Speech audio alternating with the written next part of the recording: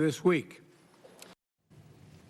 Well, for more on President Biden's agenda, both foreign and domestic, we're joined now from Washington by the BBC's Nomia Iqbal. Nomia, thanks so much for being with us. So President Biden is clearly trying to turn the page on that messy US exit from Afghanistan. By hosting the Quad, is he also trying to turn up the pressure on China? Absolutely, Laura. And I think it's the quiet bit that's really not being said out loud, which that this is about containing China. Now, the US says, look, this is not a military alliance, as we heard there from the president in that clip. This is about democratic countries coming together to talk about their shared values. But when it comes to foreign policy, President Biden is very much focused on containing China.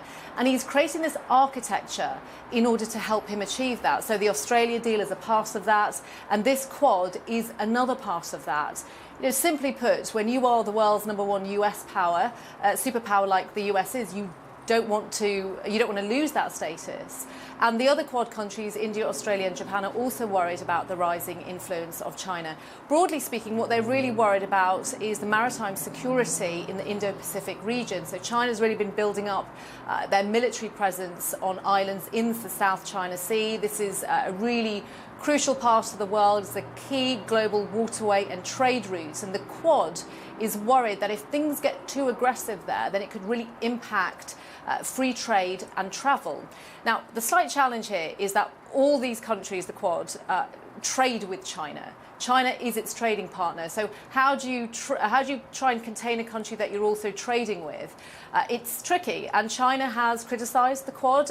It's accused the Quad of having a Cold War mentality, which America has denied. But it's interesting how they're really treading carefully in terms of the language they're using when it comes to what the objectives are of the Quad, which is why you're not really hearing any official explicitly say that this is about China, even though the evidence points to the fact that it is. So a big foreign policy week for President Biden, but he's been huddling, hasn't he, Nomia, behind closed doors with top Democrats, with his key advisors. What's happening to his domestic agenda? Is it in trouble? Well, he is hoping it won't be. He really wants to push this agenda through, and he said there are conversations still going on. He said there's been no hollering, which gives you a sense of how testy things may have got. But this is high stakes for him. So you've got these two bills. You've got the infrastructure, a bipartisan bill. You've got the budget bill as well.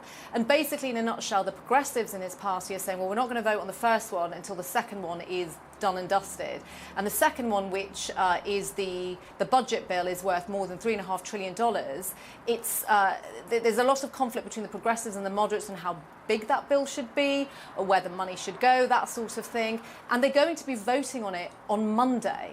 And already you've got some progressives coming out and saying that we're going to vote no on this.